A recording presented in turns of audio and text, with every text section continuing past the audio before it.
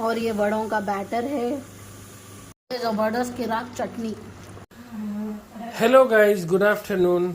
ये है मेरी वाइफ के होममेड वड़े, बहुत ही डिलीशियस है। ये सुबह से इसके पीछे इसकी तैयारी में लगे हुए हैं। देखिए किस तरह से ये फ्राई हो रहे हैं, ब्राउनिश ब्राउनिश। रहा तलावा गोश्त। Welcome back to my vlog.